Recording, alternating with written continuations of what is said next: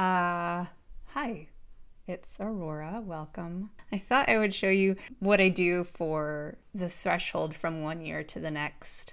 You can see what I pull for myself this year, and maybe it'll give you some inspiration or ideas. I'll be using, I think, what card deck am I going to use? I think I'm going to use the Wild Unknown Animal Spirit deck, just because I love that deck. We'll see. Yeah, Brady? We'll see when we get there. What's up? Thanks for watching, Brady says. Happy New Year to you too. Yeah, you do, don't you? Or is that not what you're saying? Are you saying something else? You're just saying, pay attention to me.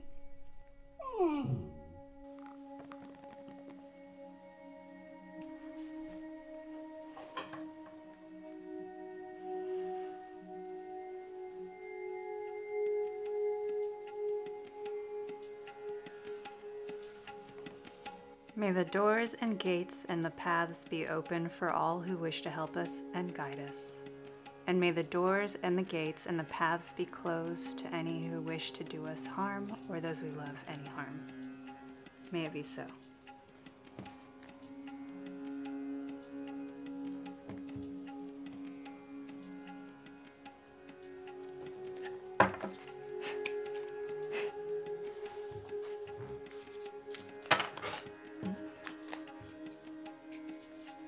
So what we do is we shuffle as we would any normal deck.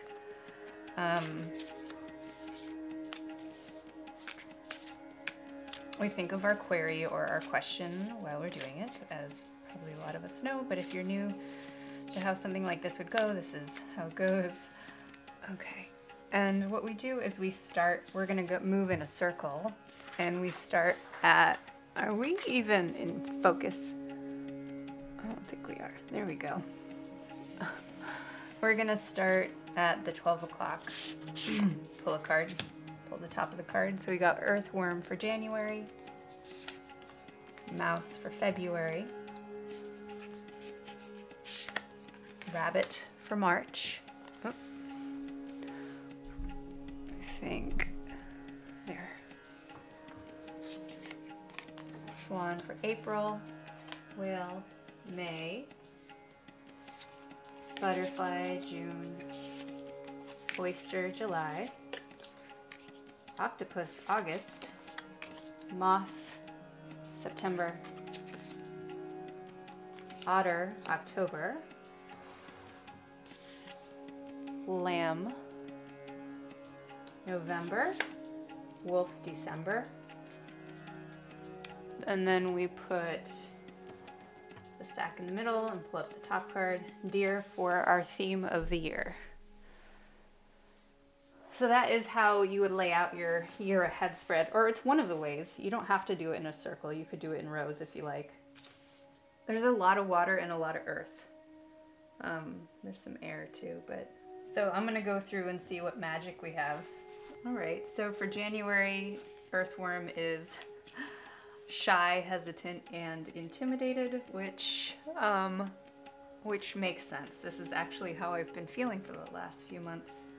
I'm trying to be with it and learn about it, even though I don't want to stay in it because it's stagnating me. So, but I need to listen, especially when it comes to compassion. Like Deer is such a nice card. Mouse is detail-oriented, nitpicky, nervous. Yep.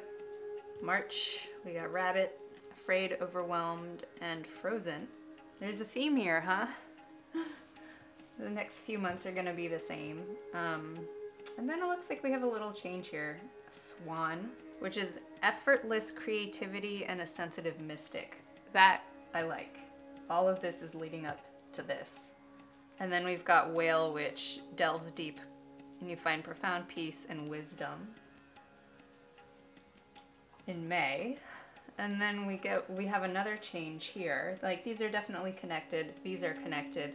And then we go down to Butterfly, which is an air sign. And this means that there's gonna be some growing and some transforming that will happen. July, we're back to water. Secret Keeper, it's hiding inner treasures, like the pearl. We've got Octopus, Oh, well, the secret could lead to lacking boundaries and direction. Interesting. I've never pulled that card before for myself. And then we go back to an air sign, which is Moth. Moth is impulsive, foolish, and wishful.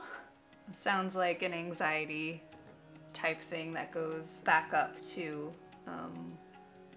these three, it relates to these three cards, which is interesting because across the circle we have rabbit, nervous, moth, impulsive, foolish, wishful. These two definitely have a relation. Otter. Oh, we got joy, playfulness, and contentment. That's right. Otter is sweet. So it's nice to have these points of light along the way. Like the whale, the swan, which these two, swan and otter, are also balancing each other on the other sides of the circle. In case you don't know, in astrology, the first 6 months and the last 6 months, if you put them in a wheel, they will correspond. Like the first 6 months are about the self and the last 6 months are about community. So there's always some, like a balance between the astrological month that's on the other side of the wheel from you. Let's see, lamb. Let me look it up. Peaceful, prophetic, messenger. This is nice. These two are nice. What do we have on the other side? Oh, we've got whale. Those also balance each other out, except the difference is we have the water and the earth. So we've got an emotional quality for water. Whoa, and earth is like physical. Earth is like survival and instinct. Lamb and whale. Whale being you're in your emotional depths. Wolf, then we get in December, which is a protector. Works for the community. I mean, that makes sense.